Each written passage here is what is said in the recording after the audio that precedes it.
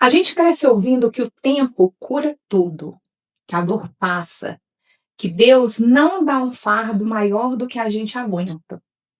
Mas ninguém pergunta como uma mãe levanta da cama depois de enterrar um filho. Ninguém conta que metade do corpo morre junto. Ninguém fala que não existe romantismo possível quando o que dói é a ausência do que era vivo, barulhento e cheio de futuro. Hoje, você acredita abre espaço para um luto que não é poesia, é sobrevivência. Para uma história que atravessa, desorganiza e ainda assim ensina sobre amor. Acho que não teria pessoa melhor para falar sobre isso, porque eu te conheço antes da chegada da Giovana. Eu sou mãe e nem nos meus piores momentos na vida eu imagino a dor que você sente até hoje. E eu acredito que é uma dor que só vai ser curada na eternidade. Então, seja muito bem-vindo aqui, você acredita? E aí, para a gente começar a contar a sua história, eu queria que a gente não vai começar do luto, nós vamos começar da melhor parte, que foi quem que era o Otávio? Quem que é a Shirlene? Né, como tudo começou. Vamos falar de vida, de alegria. Sim. Eu sou a Shirlene, eu tenho 45 anos hoje. Eu acho que o sonho de toda mulher sempre é ser mãe, né? Então eu tive um relacionamento, casei, a Giovana veio e depois a Giovana deu um intervalo de quase 6 anos. E engraçado porque, assim, eu vim de uma família de mulheres, né? Minha mãe nos criou, nós somos 4 irmãs. Quando a minha irmã teve os filhos dela, vieram também 2 meninas. Eu tive a Giovana. Então, meu sonho sempre foi ter um menino. A gente queria um menino na família, né? E quando eu engravidei e eu descobri que seria um menino, eu já sabia o nome. Se me perguntasse assim, se for menino, tem nome? Não, mas se for menino, eu já queria Otávio. Sempre soube o nome. E eu descobri que era Otávio, foi uma alegria imensa. Aí você já começa, né, a preparar, já sabia, já tinha confirmado que era menino. E ele foi muito amado e foi muito esperado. Uma criança muito desejada. E nasceu, dia 8/10/2015, o Otávio nasceu. Com saúde, uma criança, assim, que aos poucos que foi crescendo, ele era uma criança diferenciada, ele era muito alegre, ele era muito sorridente, ele era muito carismático, muito espoleta. Então, assim, ele só trouxe alegrias. E na época que o Otávio nasceu, de fato, eu parei de trabalhar para poder cuidar dele. Então, dele, eu consegui ser mãe 24 horas por dia, porque já na Giovana eu trabalhava, minha mãe cuidou da Giovana para mim. E quando o Otávio nasceu, 2 meninos, agora eu vou ser mãe em tempo integral. E realmente eu me dediquei ali 24 horas por dia, naquele período, para os meus filhos. Quando tudo aconteceu, o Otávio já estava com quase 4 aninhos, né? 3 anos e 9 meses. E assim, até então, estudava na escolinha, adorava ir para a escolinha. Era uma criança que se dava bem com todo mundo, com as professoras. Eu tinha uma professora dele que falava que ele era meu grudinho, que chegava no meu colo, saía do meu colo. Então, assim, com relação à saúde, tranquilo, não tinha problema nenhum, muito saudável.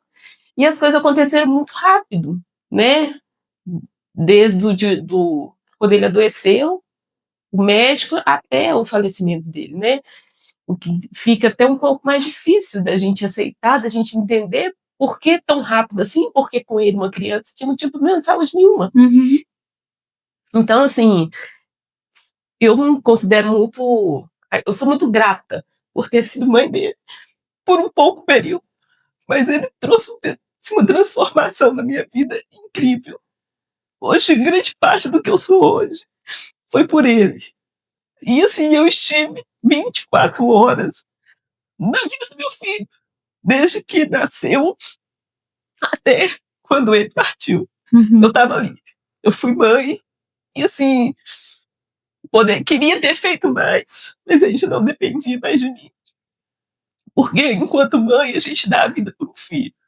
E naquele momento, eu pedi a Deus para que ele não fosse e que eu fosse no lugar dele. Mas foi o que aconteceu, né? Então, eu entendi que era o tempo dele e que agora eu precisava me reerguer para cuidar da Giovana. Marileide, eu quero saber o seguinte: óbvio que falar de filho, falar do filho quando tá vivo, a gente já fica emocionado, então falar quando perde, né? É importante, sempre quando for conversar, lógico, eu não estou falando de roteiro, não conversa. É natural uma mãe, antes de falar da perda em si, é natural ela falar das coisas boas e sabe, trilhando um caminho até chegar no ponto de dor. Sim, é natural, né? Porque com essa fala, ela vem trazendo, na fala dela vem todo o significado desse filho, né? Quando a gente pensa em ter um filho, ele já existe na nossa fantasia, né? Nos nossos desejos, nos nossos sonhos, naquilo que a gente idealiza, né? John Bowlby era um teórico, né? E ele escreveu a teoria do apego. E a teoria do apego, ela fala muito sobre o ideal e o real, né? Então, a gente percebe que antes da gente ter um filho, antes dele se tornar real, ele é uma idealização, né? A gente já sonha, como você disse, né? Com nome, você já tinha um nome. Você olhava e falava, poxa, nessa família só de mulheres, queria tanto que viesse um homem, um menino, né? Você já idealizava, você já tinha na sua fantasia um menino com nome, e aí, né, já vem o nosso imaginário, provavelmente você imaginava como seria o cabelo dele, o tom de pele, como ele ia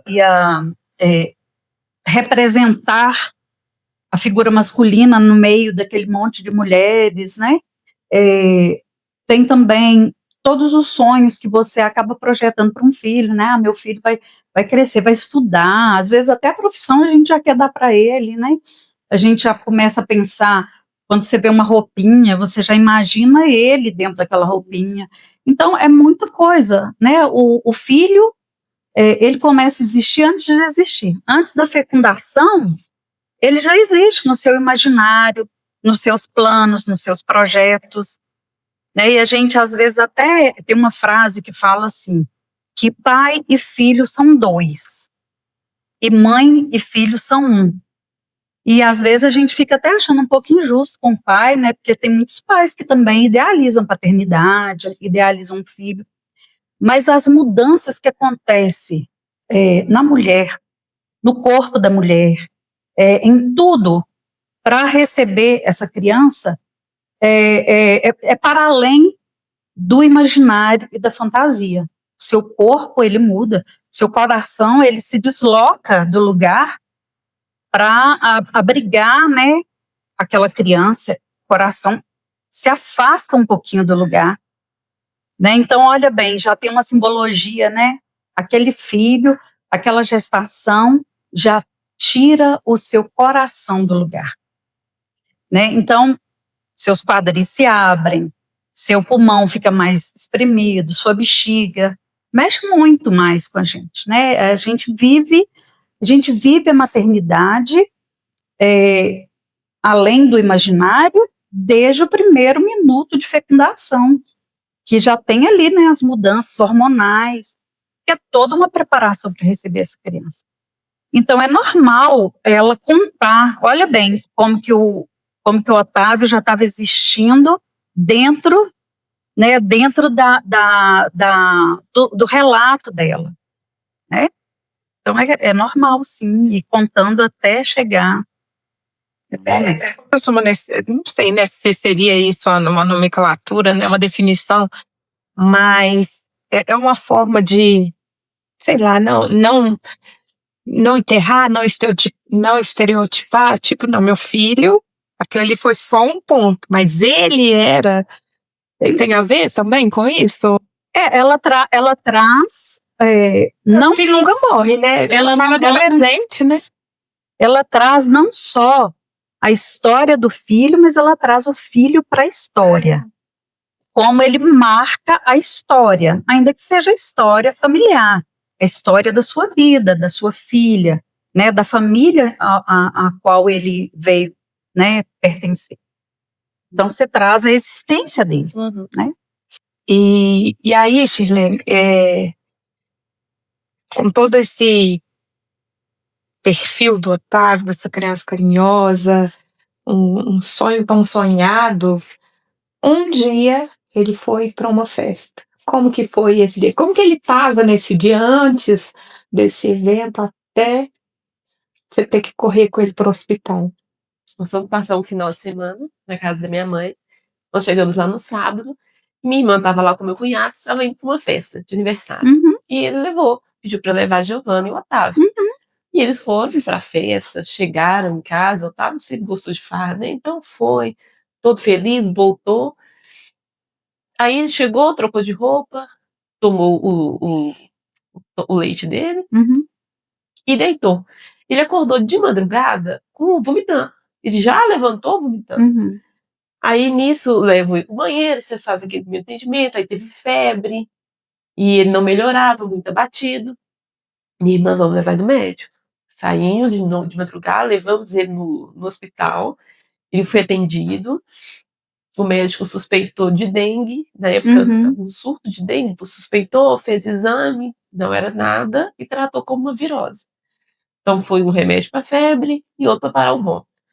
Volto com o Otávio para casa, não melhora, continua piorando, continua vomitando. Aí o corpo dele empolou todinho. Aí volto com ele no mesmo hospital, o mesmo médico atendeu, viu, falou assim: olha, é virose, que a gente já tinha feito nada.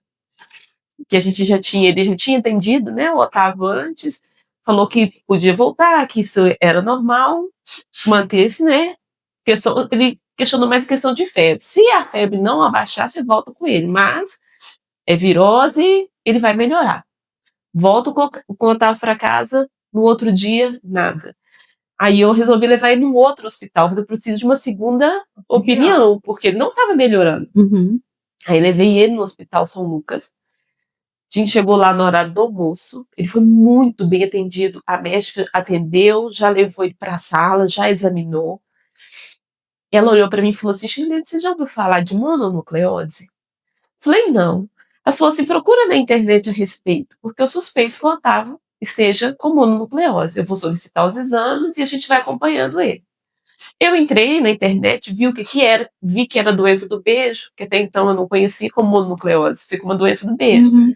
Vi que era a respeito, o que se tratava, e você logo procura em questão de gravidade. Aí eu li que era, assim, um tratamento mais longo, né? Mas que em questão de fatalidade, 2%. De acontecer alguma complicação. Aí eu fiquei mais tranquila.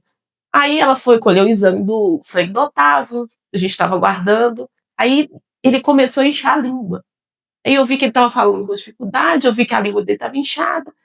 Falei com ela veio e falou assim: isso aí é um dos sintomas. Ela viu e falou que o baço dele também estava um pouco inchado. E falou assim: Chilene, eu acho melhor a gente colocar ele na UTI, porque lá ele vai ser observado 24 horas. Porque pra gente não deixar ele piorar. Aí a minha irmã que trabalhava lá perto, eu falei com ela, queria ficar. Enfermeira? Sim, ela também é enfermeira.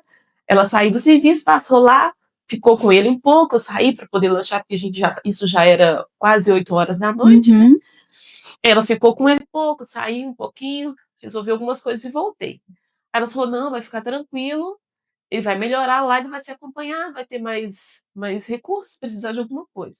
Aí conseguimos a vaga para ele, no mesmo hospital, ele já internou, logo em seguida, e eu vi que ele não estava bem, eu vi que ele estava, de fato, piorando. Muito nervoso, sentindo muito calor, tiraram a roupinha dele, estava transpirando muito, pedindo muita água. Aí ele começou a engasgar, porque a linguinha dele estava inchada, Aí ela pediu, gente, não vamos dar mais água para ele, nós vamos molhar a boca dele com algodão. Aí o tempo todo molhando lá, porque ele pedia água, ele não podia tomar. E quando eu fui dar para ele um pouquinho, ele já queria virar tudo de uma vez, engasgou. Ela falou, não, então, e o tempo todo no meu colo, me chamando, mãe, mãe, colo, colo, porque tinha colocado muitos aparelhinhos nele, né? E ele no meu colo o tempo todo. E aí eu voltava com ele para a cama para ver se ele.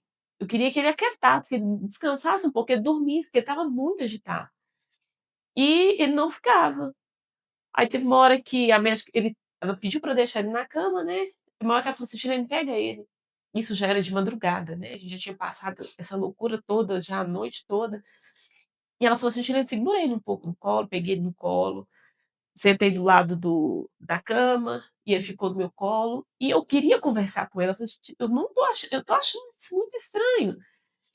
Aí, mas mesmo assim, fiquei com ele no colo. Falei, ó, mamãe vai te colocar na cama, que eu vou conversar com a médica. Do exame, só te cortando um pouco, o exame de mononucleose, ele não sai tipo, em uma hora, né? Ele demora 5 dias. Quando ela me fala, olha, não vai sair na hora, nós vamos solicitar, então demora de 5 dias. Mas estava tratando como Mas estava tratando até então como mononucleose. E depois que eu peguei ele no colo, fiquei com ele um tempo, a médica voltou, eu coloquei ele na cama para conversar com ela a respeito. Né, que ela falou comigo assim, vamos conversar um pouco, que eu vou te falar um pouco do caso dele.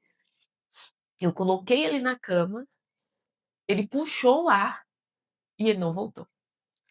E eu olhava assim e falei, né, ele vai voltar. Ele não voltou. Aí eu falei com ela, né, doutora, ele não voltou. Ele não tá voltando. Aí ela veio já chamou a enfermeira e já começou com os primeiros socorros. E nesse momento eles tiram a gente da sala. A gente não pode ficar. E tiraram do quarto. E começou a massagem cardíaca. E antes de sair, eu ajoelhei no quarto e falei, Deus, não faça isso comigo. Não leva meu filho. Deixa ele aqui. Me leva, mas não leva meu filho. As enfermeiras me tiraram, falaram, mãezinha, a gente precisa sair. Aí eu fiquei do lado de fora. Eles fecharam a porta, foram chegando enfermeira e médico. E a enfermeira própria disse, mas você acredita em Deus? Eu falei, acredito. Ela, vamos orar. Segurou a minha mão e ali a gente estava orando. O tempo todo, quando passava alguém, eu perguntava, gente, como é que ele tá? Ela, mãezinha, vamos orar que ele vai sair dessa. E orando, até que passou um tempo, 40 minutos. A médica chegou, olhou para mim e falou, mãezinha, eu tentei tudo que eu podia, mas ele não voltou. E quando eu ouvi isso, ele não voltou, eu falei, não é mentira. Meu filho não morreu.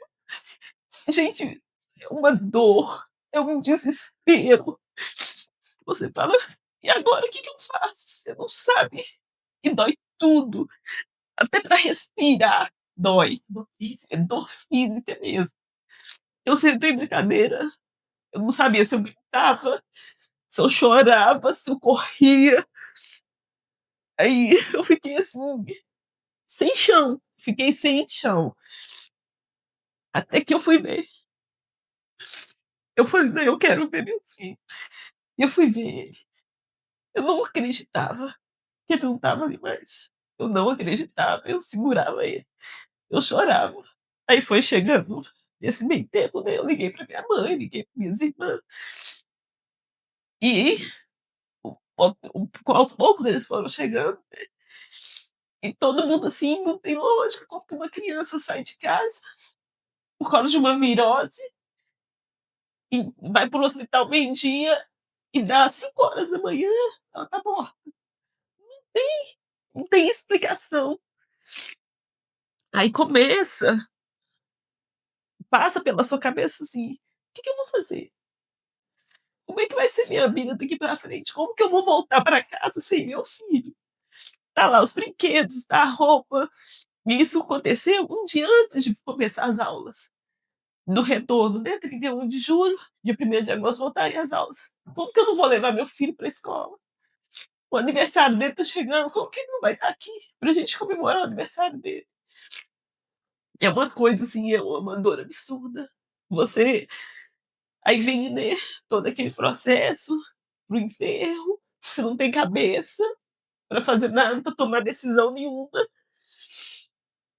E quando de fato, que até então, eu acreditava no milagre. Eu falei, não, Deus vai fazer meu filho. E eu pedia, eu orava. Por um tempo eu achei que o Otávio fosse voltar. E Deus ia me devolver, porque a gente vê tanta questão de milagre. Deus faz milagre na vida de tantas pessoas, por que não faria na vida do Otávio? Aí começou uma outra história, né? Que é a minha briga com Deus. Porque eu me via ali desacreditada. Eu falei, não, se o Otávio não viver, Deus para mim não existe mais. E foi aí mesmo que eu tive diante, eu não soube lidar com o não de Deus. Porque enquanto eu estava pedindo, eu falei, Deus vai ouvir a oração de mamãe. Mas ele não me deu a resposta que queria. Eu tive um não. E lidar com isso foi muito difícil. Então, para mim, se eu não tinha o sim de Deus, ele para mim não existia mais. Aí eu entrei em luta mesmo. Em guerra, eu falei, não. Deus não me ouviu. Então, se ele não me ouviu, ele não é Deus para mim. E eu fiquei muito tempo sem ir a uma igreja, sem orar. Sem. Depois de mal de Deus. Que é um sentimento natural, né, Marileide? Super natural. É muito triste. Porque, assim, Eu acredito que até o Senhor compreende. Ele mais do que ninguém, né? Ele mais do que ninguém. Exatamente. Porque quando você. Eu quero, né, ainda dentro desse ciclo, eu acho que deve ter batido na sua cabeça assim, 2%. Meu filho jamais vai estar dentro dos 2%. Não é possível, né? E aí tá, ok. Ele. Pode ser que ele entre. Você queria o seu filho do jeito que viesse, não interessa, mas eu quero ele vivo. sim, eu pedi. Eu tô dizendo assim, essas disponibilidades, porque depois você falou que você perguntou pra médica se ele sofreu, como ele estaria se ele tivesse sobrevivido. Sim, porque diante daquilo que eu assisti, eu perguntei pra ele sofreu? Ele sentiu alguma coisa? Aí ela me explicou que quando aquilo aconteceu, como se tivesse desligado uma chavezinha na cabeça dele. E ele não voltou, porque na verdade ele teve a mononucleose, mas ele teve foi miocardite que ele teve. E essa miocardite levou a uma parada cardiorrespiratória. Ela falou que Isso é consequência da mononucleose. Sim. Ele teve a miocardite, que é uma inflamação, Uma inflamação. no coração, o que gerou a parada. Então ela falou que quando a chavezinha desligou, ali ele não sentiu mais nada. O cérebro, o mecanismo de defesa, né? E isso, justamente, ele apagou, para que realmente ele não sofresse. E na hora depois, assim, com o tempo, né, a gente começa a raciocinar, a gente começa a pensar, porque assim, eu pedi muito a Deus que ele ficasse. Mas ele ficou 40 minutos, né, tentando ser reanimado. É lógico que se ele tivesse sobrevivido e tivesse ficado com sequelas, eu ia cuidar com o maior amor da minha vida. Eu ia continuar me dedicando a ele. Mas seria justo com ele, às vezes, ficar em cima de uma criança que era tão alegre, tão cheia de vida, ficar em cima de uma cama, às vezes vegetando, porque 40 minutos é muito tempo. É muito tempo. Você imagina agora. Justamente. Eu falei assim, não era justo com ele. E mesmo eu tendo brigado com Deus, eu sabia que meu filho estava bem. Eu sabia que aonde ele estava, com quem ele estava. Meu problema era com Deus pelo não que ele me deu. Mas ele deu um sim pro Otávio. E aí, antes de chegar na rede de apoio, por algum momento você pensou que houve uma negligência médica, não necessariamente nesse momento, tá? Mas que houve uma negligência médica por parte do primeiro hospital? Sim. Você pensou em, sei lá, tomar alguma atitude? Eu não pensei em tomar nenhuma atitude. Mas eu acho que teve sim. Porque assim, ele só pediu um exame para ver se eu estava com dengue. Mais nada. E eu vi a diferença pelo atendimento da outra médica. o cuidado que ela teve com ele, de examinar, de apalpar ele todinho, sabe, ela teve um tratamento, sim, eu sou muito grata a ela pelo que ela fez com ele, o atendimento. E ela veio conversar comigo depois. Ela me explicou tudo que ela podia ter feito, eu sugeri porque realmente estava fora do meu alcance. Porque você pode ter certeza que eu teria feito muito mais se eu pudesse. Então, assim, o atendimento que ele teve nesse hospital São Lucas foi fenomenal. E o resultado também não dependia nem dela, né? Do resultado do Ele já tempo do chegou exame. lá, pois é, porque isso foi no terceiro dia. Então, durante 2 dias ele só piorou. Foi muito silenciosa. Foi muito E silenciosa. foi rápido. Você poderia acordar em casa, vamos que não tivesse ido em festa nenhuma, porque eu acredito que deve ter levantado várias hipóteses. Quem beijou meu filho? Ele bebeu no corpo de alguém, porque essa doença do beijo tem a ver também com saliva. Sim. Por isso, quando a gente fala não beija a criança, não dá comida da sua colher para a criança, você nunca vai imaginar que vai acontecer, né? Algo do As tipo. piscinas de bolinha, né? Exatamente. Tem muita contaminação. Né? E aí, o que as pessoas acham? As pessoas, fulano é fresca, teve neném, agora é chata, não pode isso, não pode aquilo, mas no final quem chora é a mãe. Justamente. Quem chora. Aí eu não tô colocando pai aqui, não, tô falando mãe pela essência materna mesmo. Quem chora é a mãe. Quem sofre. E eu me culpei muito tempo por isso. Eu falei, gente, talvez eu não tivesse levado, talvez o segundo dia eu não tivesse retornado com ele, eu tivesse levado ele para outro hospital. Então eu me senti durante muito tempo culpada. Isso aconteceu com ele porque a culpa foi minha. E por que isso acontece, Marileide? Essa revolta com Deus, esse questionamento entre a fé e a razão. Eu estava aqui, né, até aguardando esse momento, né, para falar, né, que o luto ele passa por fases, né? A primeira fase é a negação, de você falar assim, você trouxe aí tão claramente, tão bem pontuado, né? Não acredito, não estou acreditando que está acontecendo, né? E essa negação, ela é um mecanismo de defesa que é temporário ali, mas que impede meio que a pessoa assimilar os fatos que está acontecendo. Né? O segundo ponto é a raiva, né? Essa raiva, quem que para todas as pessoas é o dono da vida e da morte? Deus. Então a culpa é de Deus. Deus. Por quê? Porque o meu filho, né? Assim. E às vezes a gente até se esquece, né, que o próprio Deus perdeu o filho dele, né? Aliás, ele não perdeu, ele entregou, né? E também, né, tem uma outra, até uma passagem bíblica também, né? Estou aqui trazendo esse tema porque você está trazendo também esse tema. E lá diz assim: o sol nasceu para todos, bons e maus, justos e injustos. Ou seja, o sol vai queimar quem é bom, vai queimar quem é mau, vai queimar quem merece, vai queimar quem não merece. São coisas que são inerentes à nossa vontade, elas estão aí postas já, são coisas da vida. Né? A terceira fase você trouxe, né, a barganha. Terceira fase do luto, Deus. Você foi orar, Deus. Provavelmente você fez alguns combinados com Deus. Se eu trouxer meu filho, né, o senhor pode, né? Me leva no lugar. Me leva no lugar, essa barganha, né? É até um pouco insano, né? Me leva no lugar do meu filho, mas tá, e quem que vai cuidar do filho, né? Quem que vai cuidar da outra filha, né? A quarta fase aí é a depressão, que muito provavelmente você tenha passado por esse momento de minha vida acabou, meu mundo acabou, não quero mais nada, não quero comer, não quero existir, eu quero morrer também, Sim. né? E uma quinta fase, que é a fase da aceitação, que eu não gosto dessa palavra, aceitação. Eu acho que é mais uma palavra, seria o se conformar. Porque não tem que aceitar, né? Porque aceitando ou não vai mudar, né? Porque essa palavra aceitação, né?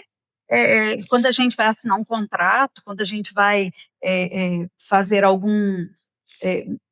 algum empréstimo, qualquer coisa, você lê lá uma série de cláusulas e no final você tem que colocar o seu aceite. É como se você dissesse assim, eu concordo com todas as cláusulas. E é óbvio que ninguém concorda, né? Eu não concordo. Se alguém me perguntar, você concorda que seu filho vai morrer de mononucleose? Não concordo. De velhice. Né? Exatamente, nem de velhice, né?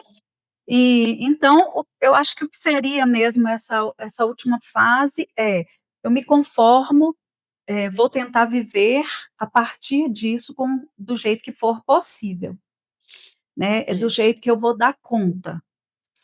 Vou ressignificar algumas coisas, vou simbolizar outras, vou focar em outras, né?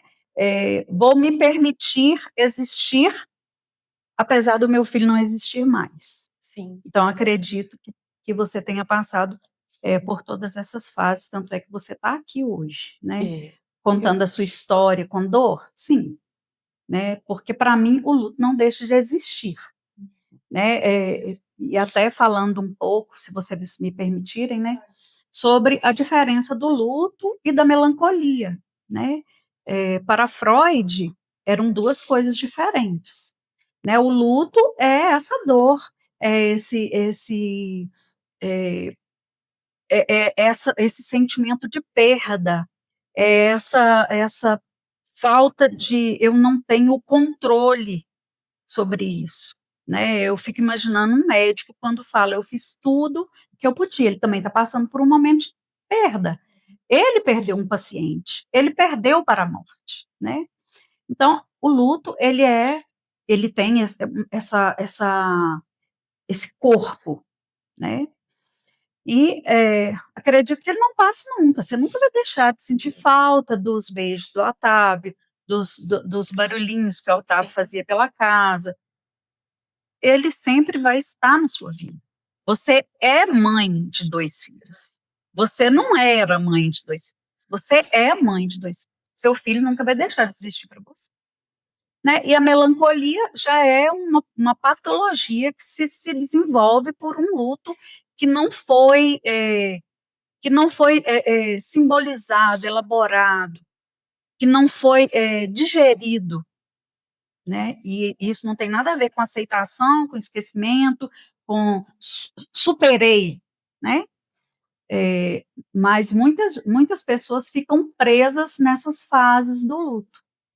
Ficam presas aí, elas não conseguem simbolizar, elas não conseguem. Aí surge uma patologização do luto, que é um adoecimento pelo luto. Mas por que ela fica presa? Assim, eu acredito que é algo involuntário, mas você me corrija se eu estiver errada, tá?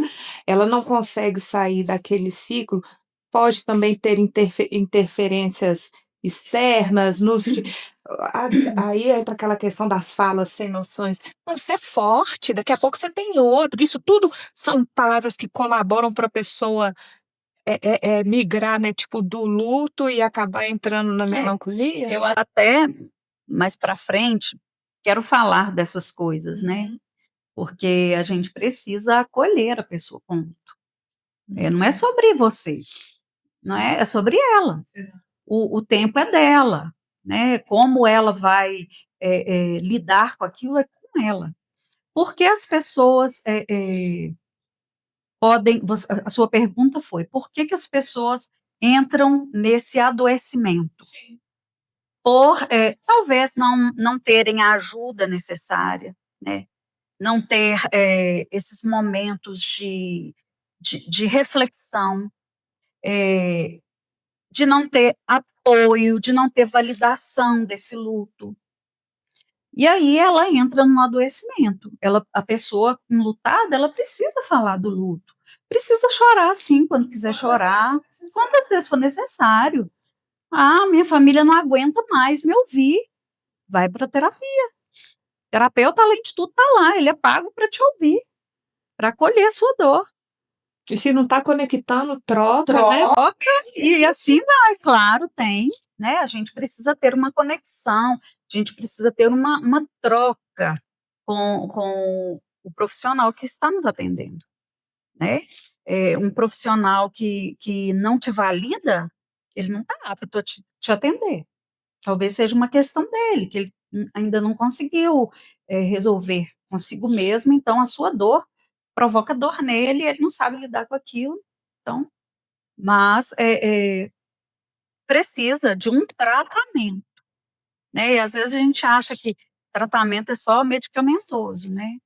Mas Freud, ele, quando traz a psicanálise, ele traz a cura pela palavra, né? Quando nós falamos, nós também nos ouvimos. Parece tanto besteira, né? Parece tanto sem sentido para quem não estuda a área que eu tô querendo dizer. É tão surreal. Como que eu vou ser curada falando? Mas, de fato, eu não tenho problema, né, de falar, no caso do Otávio, e realmente eu me sinto aliviada quando eu falo mais sobre isso. Me ajuda, às vezes, até mesmo questão de cura. Sim, Sim, porque nesse momento, você está passando por isso, você não quer falar.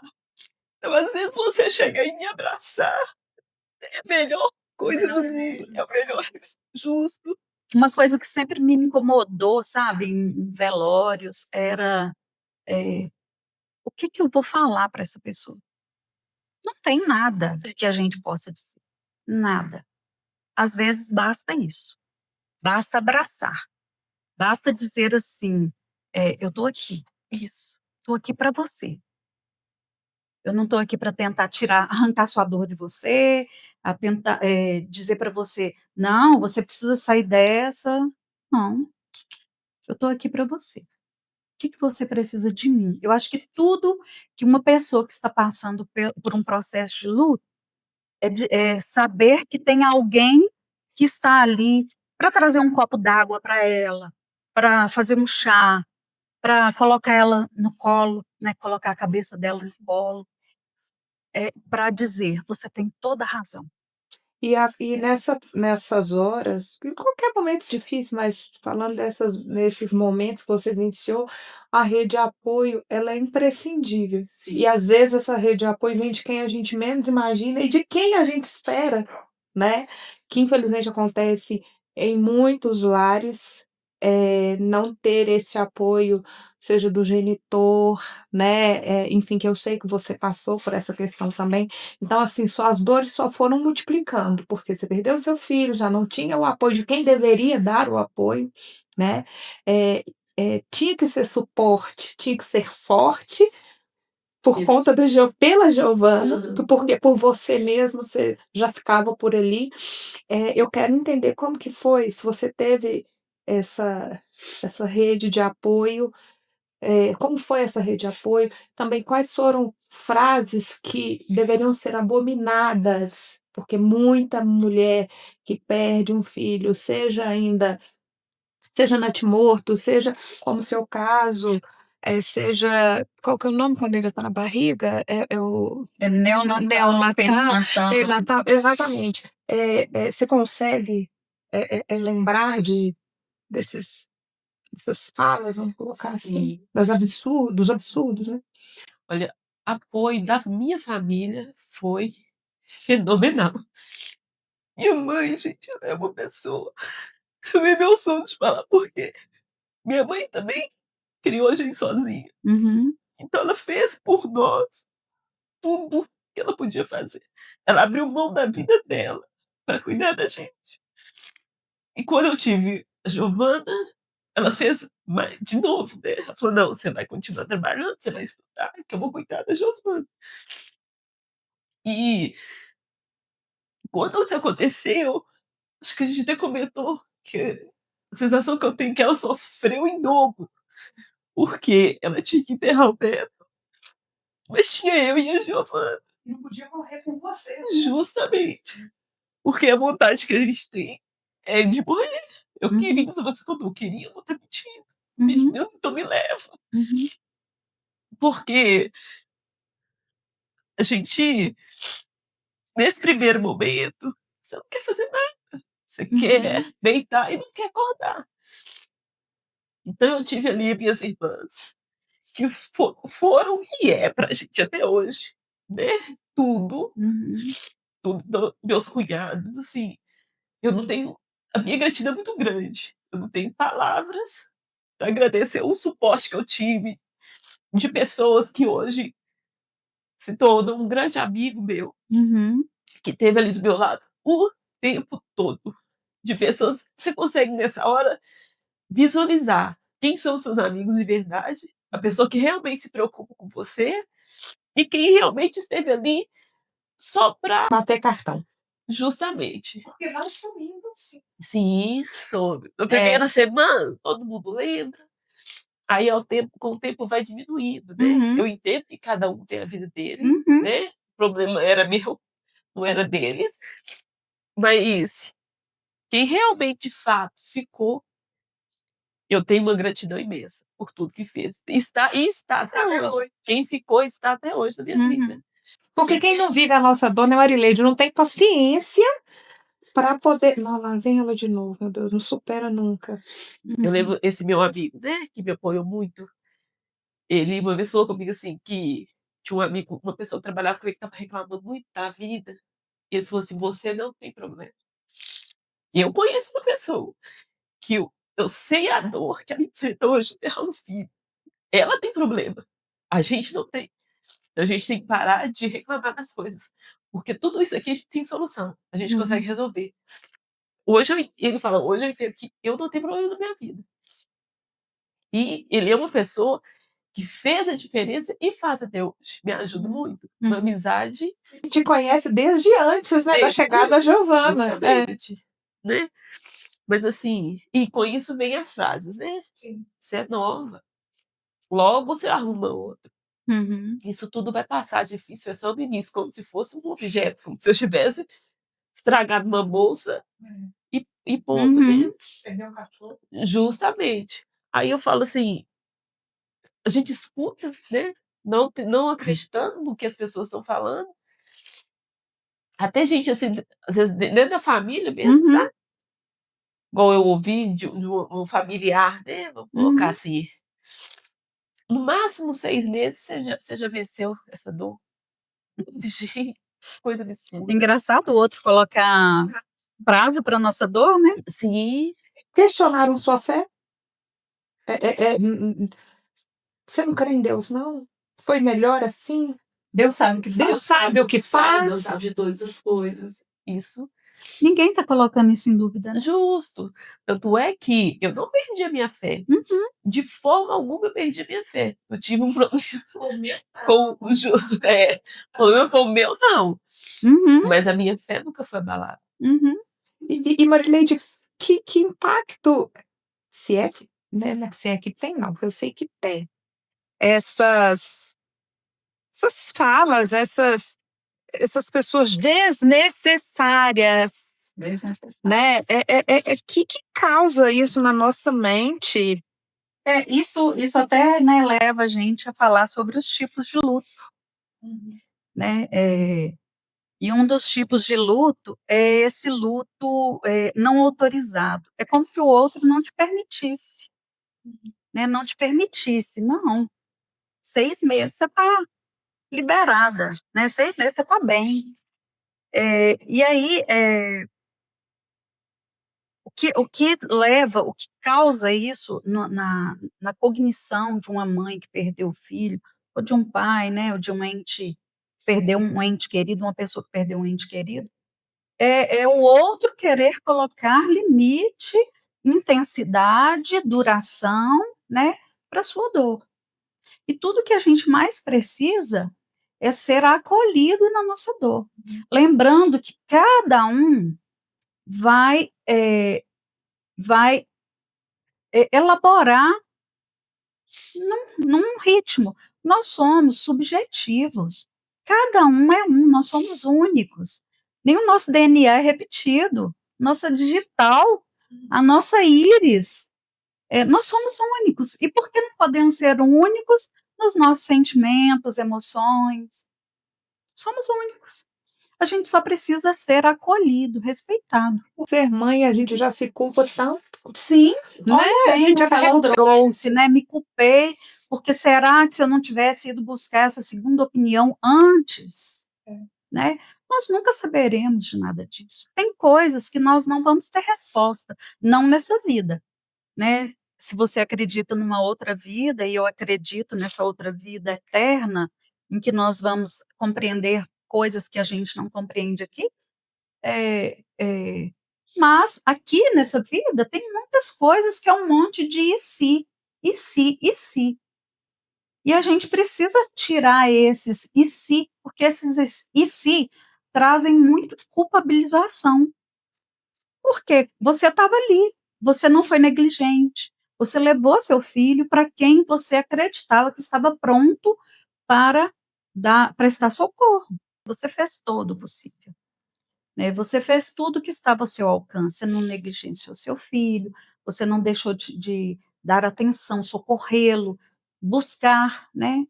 Agora, esses e se, nunca teremos resposta para eles. Eu quero que você conte aqui pra gente como que foi essa decisão de voltar para casa e lembrar, não sei se esse termo seria o ideal, e lembrar que não posso morrer. Eu tenho a Giovana. Esse período, né, eu passei todo na casa da minha mãe, Uhum, e minha mãe mora num bairro distante de onde eu morava. E a Giovana estudando, aí a família, né, toda se mobilizou, um dia um leva, um dia o outro busca, até que a gente conseguiu uma van que buscava ela de manhã, levava ela na escola, mas só retornava com ela para casa às 3 horas da tarde. Então a Giovana estava sendo muito sacrificada. Até que um dia eu vi que ela tinha escrito, eu li que ela tinha escrito que ela ia perder a mãe dela, que a mãe dela ia morrer, que ela já tinha perdido o irmão e que eu tava morrendo porque eu tava sofrendo muito, eu chorava muito o tempo todo. uhum, E quando eu vi aquilo, eu falei, gente, o que eu tô fazendo com minha filha? uhum, Porque eu tinha duas opções. Ou eu morria com o Otávio, ou eu vivia pra Giovana. Como pela minha fé eu sabia que meu filho estava bem, e aonde ele estava não tinha mais dor, eu resolvi enxugar minhas lágrimas, uhum, né? Falei, não, agora eu vou ter que ser mãe uhum, da Giovana de novo. Eu posso chorar o dia inteiro, a noite toda, mas na hora que ela precisar, eu tenho que estar lá. uhum, E eu decidi voltar para casa. uhum, Aí liguei pra uma amiga minha, ela não, eu te ajudo, juntamos tudo e voltamos para casa. uhum, Aí vem a outra fase difícil, que é você entrar lá dentro, porque do jeito que eu saí, eu voltei. uhum, Brinquedo espalhado pela casa, as mãozinhas dele na porta de vidro, roupa em cima da cama, brinquedo. E, eu, e você tá ali, mas o seu filho não tá. E agora? Vai ser eu, Giovana e as lembranças dele dentro dessa uhum, casa. Aí você arruma tudo, você guarda as coisas dele do lugar. Eu demorei um tempo ainda de desfazer de algumas coisas dele, uhum, porque brinquedo eu doei todos para a escolinha, onde ele estudava, que ele adorava. Eu doei os brinquedos. E as roupas eu demorei mais um tempo para juntar. Na verdade, eu até evitava de entrar no quartinho dele, né? Giovana passou a ficar um pouco mais comigo no meu quarto. Eu chorava a noite toda, mas de manhã eu levantava, lavava o rosto, uhum, ia ser mãe da Giovana, levava da escola, fazia almoço, buscava, resolvia tudo que eu precisava resolver, uhum, com uma dor absurda. Mas, né, eu acho que é aquilo que, como eu escolhi, eu não falo viver porque a gente não vive, a gente sobrevive. Como eu decidi sobreviver para Giovana, e ela hoje é a pessoa, se eu estou hoje de pé, é por causa dela. Eu falo que hoje nada mais me abala, desde que não toque na minha filha. uhum, Porque o coração da mãe, ela bate fora do peito. uhum, Metade do meu coração já não bate mais. Mas eu tenho a Giovana. uhum, Eu preciso cuidar, eu preciso educar, eu preciso colocar ela no caminho. Hoje ela já tá grande, quase uma moça. uhum, Então, assim, eu sei que a minha escolha por ela foi a ideal. pela filha que eu criei, pelo caminho que ela segue, pelas escolhas dela, eu tenho certeza que eu fiz bem esse meu papel, faço bem esse meu papel de mãe.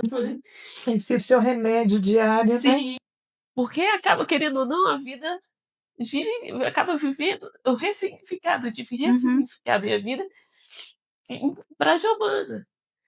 Então, aí outra coisa também que me ajudou muito foi eu precisei voltar a trabalhar, porque a minha cabeça ela estava de um jeito, porque assim, se você não tem com o que se ocupar, a chance de eu voltar para depressão, de voltar para uma cama era muito grande. Eu precisava ocupar a minha cabeça.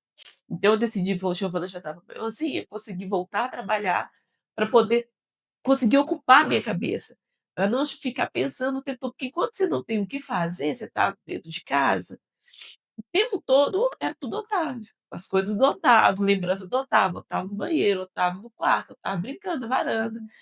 Então, o que me ajudou muito foi eu ter voltado a trabalhar. Ocupar a cabeça, conversar com outras pessoas, ter contato com outras pessoas me ajudou muito nessa fase.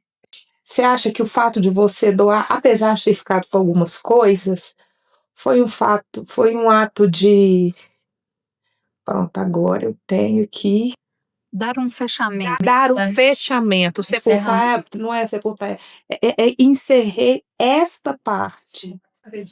Sim, eu acredito. Assim, os brinquedinhos logo eu desfiz, né? Sim. Mas é engraçado porque a gente dorme, no outro dia você pensa assim, será que isso foi um sonho? E eu chegava lá no quarto, ele não estava na casa, mas as coisinhas dele estavam. E aquilo que você falou, eu precisava encerrar aquilo da minha vida. Então eu decidi doar. Juntei tudo, roupinha, sapato, tudo que tinha. Eu guardei dele um cobertor, os bichinhos que ele tinha no berço e um carrinho, que ele andava com esse carrinho para todo lado. Não é como lembrança. É uma lembrança, mas assim, não é assim, quando eu tô sofrendo eu vou lá e pego e vejo. Não é isso. É porque eu achava que essas coisinhas, como eu tava sempre com ele, trazer justamente como se fosse isso. Mas aí eu encerrei. Porque a minha realidade era outra agora, né? Ele não tava lá mais. Então a gente até depois a Giovana dormia junto com ele, né? Dividia o mesmo quarto. Aí nós fomos trocar as coisas, pintar uma parede, mudar as coisas de lugar. A gente foi fazer o cantinho da Giovana lá dentro da casa. E eu falo assim que é uma outra dor, né? Quando eu fui juntar as coisas dele para poder doar. São é como se fosse um monte de fasezinha, né, que a gente passa. Eu tive que voltar para casa, ele não tá lá. Aí eu tive que doar os brinquedos. Aí depois eu tive que aí tá o cheiro, tá as coisinhas. São coisas assim que te traz muita tristeza, sabe? Você fala, gente, foi com tanto amor, com tanta luta que a gente adquiriu as coisas, que foi comprado, tinha roupinha lá que não tinha usado. Então, assim, você imagina que, por exemplo, ele gostava muito de bola, adorava jogar bola. Aí a gente sempre brincava, né? E ele tinha as bolas dele, ele chutava muito bola, e aquela coisa toda. Aí quando você tem que juntar as coisinhas, porque você sabe que a pessoa não tá lá mais, dá uma sensação, parece que você vai piorando, sabe? Aí parece que vai abrindo um buraco em cima de outro buraco. Porque eu sabia que depois que eu tirasse aquilo ali, acabou. Tem a ver com o síndrome do ninho vazio? Pode ser, sim. Pode se pensar dessa forma, sim. Porque dá a impressão, né, que quando você está tirando, você está apagando a existência da pessoa. Justamente. Né? E é óbvio, né? Toda perda traz esse sentimento, né? Quando eles falam muito de ninho vazio, quando os filhos saem, vão, né? Mas nunca vi falar sobre, mas é toda partida de alguém, traz ali, né, esse ninho vazio. Ela, imagino quantas vezes, né, você tenha relutado em limpar aquela porta que estava com a marca das mãozinhas dele. Mas foram meses Sim, imagino. para poder limpar a porta. E tira a porta, a janela do quarto. A porta São as marcas, parece que está tirando a existência da pessoa, né? E às vezes a gente encontra formas de simbolizar, né? É como se fosse, parece que se ficar só na nossa memória, não tem consistência, né? Então é bom guardar sim um objeto, né? É bom sim ter uma foto, é bom ter esse simbolismo ali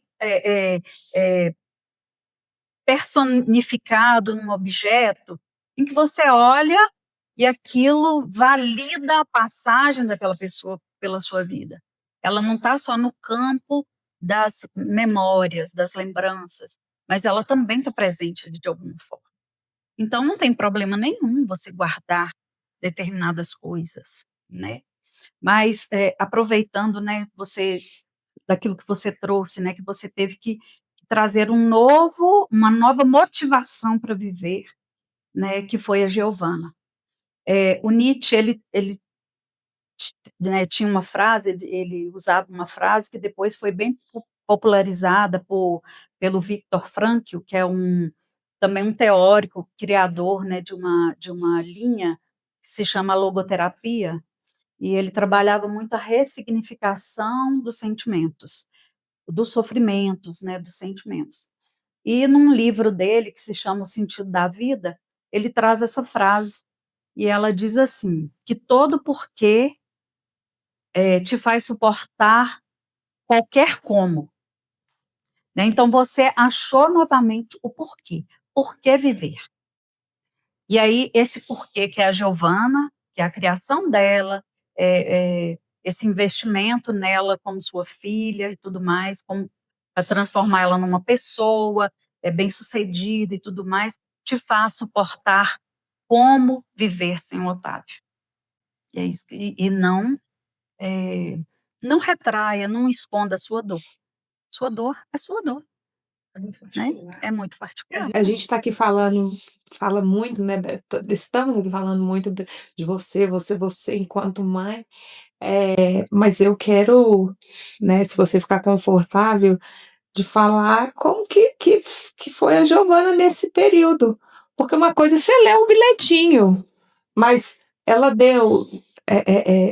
Não é trabalho que eu quero falar, não, mas ela se sentiu confortável de externar, né, o que ela estava sentindo, você começou a sentir alguns comportamentos, e aí eu também quero, Marileite, que você fala que existem tantas mães que passam por isso, porque ela, além de ter que dar conta dela, ela não pode deixar o outro. O luto não é só dela, né? O luto não é só dela. Como ela trouxe, né? O luto foi da avó também, Sim. Dos tios, exato, né? O luto foi da Giovana. Olha no bilhete dela como foi significativo que ela falou. Eu já perdi o meu irmão. Eu tô com medo de perder minha mãe também. 11 anos, né? 11 anos. Então, assim, foi só essa mensagem, não necessariamente de texto, mas ela conseguiu pôr para fora o que ela estava sentindo? Além disso, vocês já tiveram essa conversa, né? Talvez? Não, na verdade, não. Nós não tivemos essa conversa, mas a Giovana sempre foi uma criança muito introvertida. Sempre muito tímida. Ao contrário do Otávio, muito pra frente, Giovana muito introvertida. Nesse período, a Giovana se fechou mais ainda. Na verdade, a gente nunca sentou para conversar a respeito. Então, assim, tudo que vai falar do Otávio, eu me emociono. Então, eu imagino que para evitar esse tipo de coisa, ela não comenta comigo, ela não conversa comigo. Mas, assim, ela tem um acompanhamento, né? Ela faz um acompanhamento psicológico. E desde de tudo que aconteceu, né? Que eu acho que é aí que ela que tem achar o escape dela. É aí. Aí para ele, ela vai contar, ela vai desabafar o que ela tá sentindo. Mas isso você acha, né? É, isso É o que eu você acho. acha. Porque como a gente não conversa a respeito, e eu acredito que ela tem esse receio de falar comigo, do Otávio, porque eu vou chorar, porque eu vou me entristecer, para eu não dar essa dor, ela Guarda só pra passa ela. pra ele. É. Sim. E assim, aí ela ficou, eu achei que ela piorou muito depois, né, da perda do Uhum. irmão. Em Ela que ficou sentido? de ficar mais calada. Uhum. Ela, Ah, por exemplo, aniversário dele. A gente foi aniversário dele agora, né? Uhum. Seria Dia o 8 de aniversário dia outubro. 8 de outubro. Nesse dia, ela preferiu ficar na casa da minha mãe. Ela Uhum. ligou, ela estava lá, sai da escola, né? Passa na minha mãe.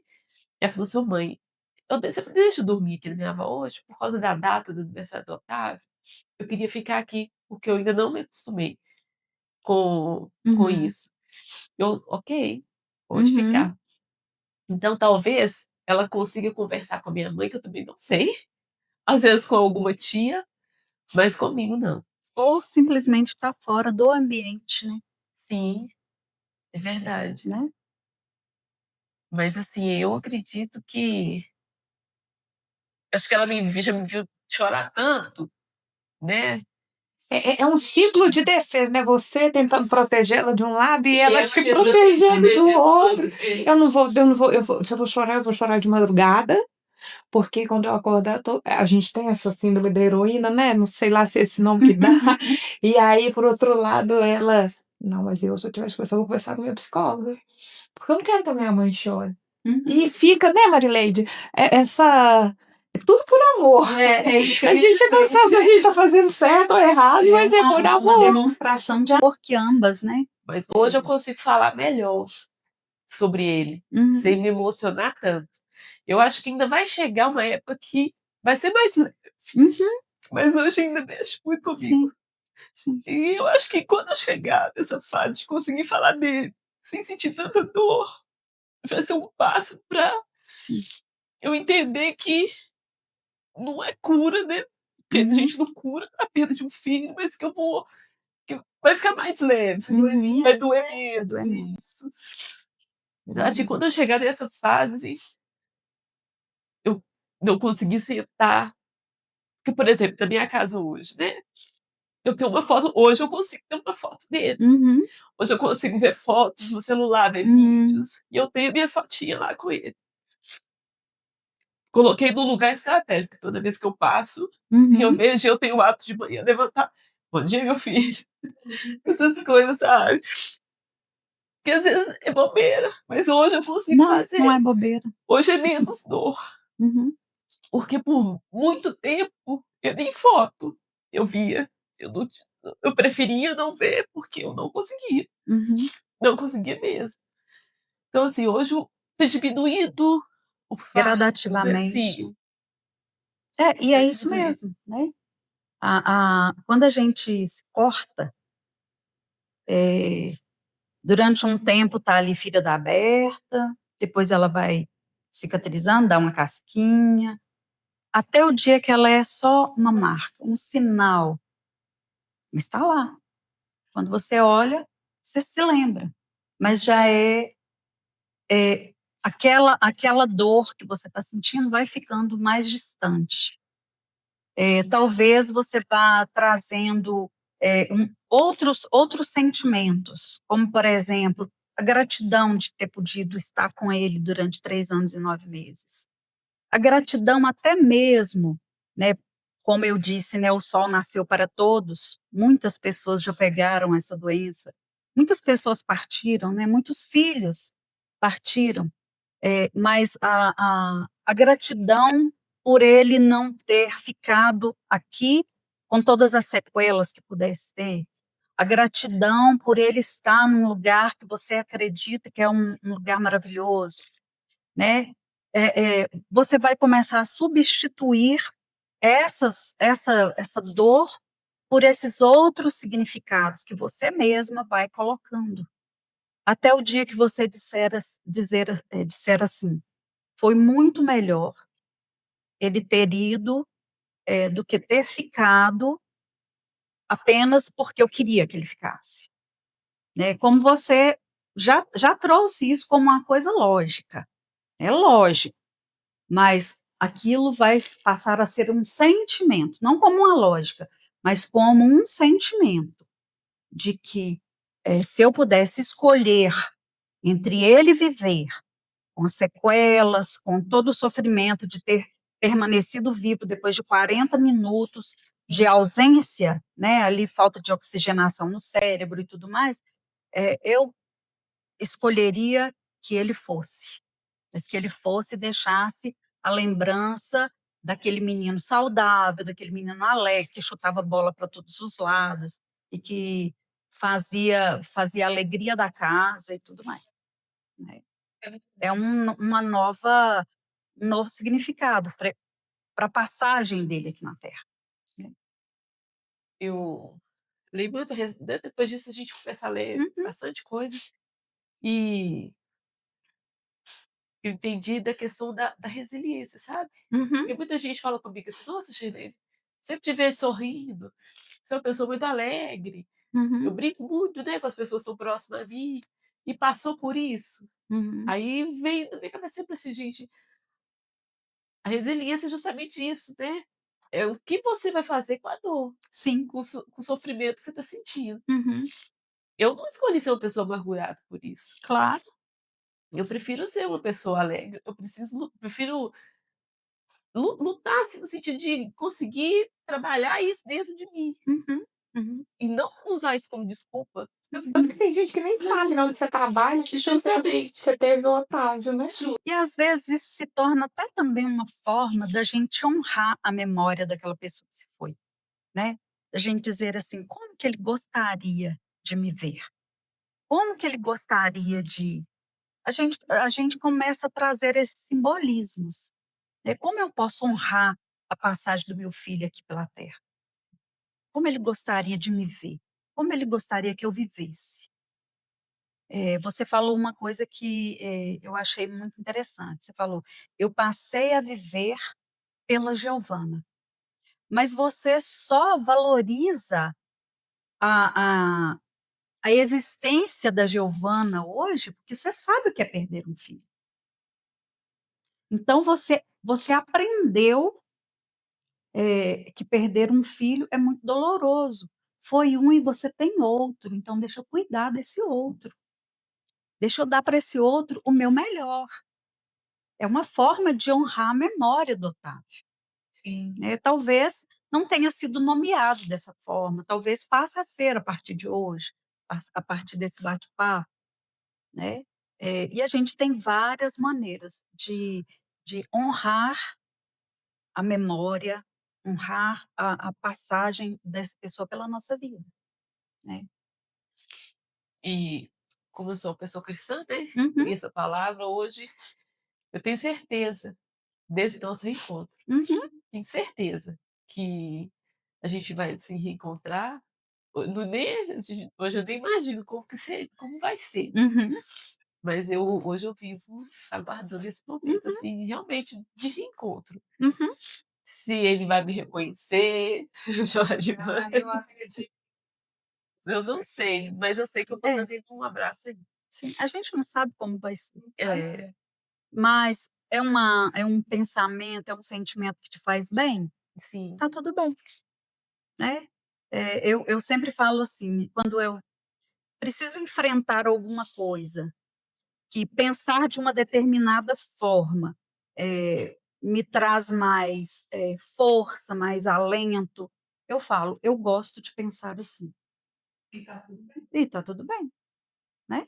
É a minha forma de pensar. Eu gosto de pensar assim, me faz bem, me traz um novo significado, me traz uma energia melhor, me traz forças. Então, eu vou pensar assim. Mas o que que o luto te ensinou sobre viver? O que que o luto materno, né? Porque luto é muito amplo, mas especificamente o luto materno. Olha, hoje eu valorizo muito as pessoas. É porque realmente quando fala que a vida é um sopro, ela é um sopro. Então hoje eu valorizo estar perto das pessoas que eu amo. Se eu tiver que falar que eu amo, eu vou falar que eu amo. Então, assim, como é que eu vou te falar? Deixar de dar valor para as coisas materiais e dar valor às pessoas. Uhum. E o que eu puder fazer, gente, eu vou fazer. Me faz bem. Ajudar as pessoas, sei lá, me faz bem, não me incomoda em nada. Uhum. Então, é aquele negócio, ele precisou, se eu puder, eu vou estar lá. Eu tô com uma frase aqui, que eu ia ler ali, mas eu vou ler aqui para você, para você, para você, para mim, para você, que é o seguinte: quando uma mãe enterra um filho, nada volta ao normal. A vida não melhora, não cicatriza, não recompensa. Mas existe um outro lado da história que quase ninguém conta. A mulher que perde um filho ainda assim levanta por outro. A mulher que não superou, mas sobrevive. A mulher que não esquece, mas continua. E assim tem sido a sua jornada, assim tem sido a jornada de muitas mulheres. Eu quero te agradecer do fundo do meu coração por você mexer nessa ferida, né? Apesar de que você se sente bem em falar para outras, né, outras pessoas, mas eu quase todo episódio eu falo uma coisa que eu aprendi, que as nossas dores hoje servem de remédio para alguém amanhã. Lógico que a gente não ia querer viver essas dores, né, para ser remédio para ninguém, mas lá atrás você jamais imaginaria que estaria aqui ou falando como você está falando para outras mulheres. Só o Senhor sabe os porquês, né? Como a Marilete falou, tem respostas que a gente não vai ter, mas eu sou muito grata à sua confiança de ter aceitado participar, a Giovana. Enfim, eu queria falar, mas eu não tenho que falar. Porque quando uma mãe chora, todas as mães choram, né? O Otávio continua vivo, você é mãe da Giovana e do Otávio, né? Uhum. O que eu levo de aprendizado aqui é que nada como um dia após o outro, né? Nada como um dia após o outro. Auto-amor, autocompaixão e respeitar o seu momento e nada faz tanto sentido, acho que dentro dessa área da psicologia como a frase e tá tudo bem, né, Maria? Mesmo quando não está tudo bem. A gente precisa entender que nem sempre a gente vai estar bem. Né? Nós estamos numa sociedade que só prega a felicidade, a vitória, a alegria, o ser bem-sucedido, né? E a gente, é o que a gente abre, né, nas redes sociais, a gente só vê gente feliz. Mas não. A realidade ela é outra, né? Um dia vai estar bem, outro dia não vai estar bem, e isso faz parte de estar vivo, né? A gente não só vence, a gente perde, e a gente aprende muito com as perdas. A gente não fica só feliz, a gente fica triste, e a gente aprende muito com as dores, até mesmo, né, a ser mais complacente, a ser mais empático, né, com a dor alheia, né? E, enfim, né, quando se tem um propósito, a gente suporta mesmo qualquer como. Não existe Mulher Maravilha, Não. né? Não existe Mulher Maravilha. Se você fala mais alguma coisa? Né? Você fala mais alguma coisa? Não. Então eu vou pedir para você compartilhar esse vídeo com o máximo de mulheres que precisam conhecer a história da Shirlene, entender também, talvez, muitos questionamentos que a Marileide aqui trouxe. O tempo do episódio é muito curto, tem muitas camadas, mas eu acho que aqui deu para a gente poder entender sobre essa dor que não tem prazo para acabar. E a mãe, que hoje é mãe de anjo, né? Continua sendo mãe. Então compartilha esse vídeo com o máximo de pessoas, porque aí o que que o YouTube vai entender? Esse conteúdo é relevante. E aí vai chegar para as pessoas certas, tá bom?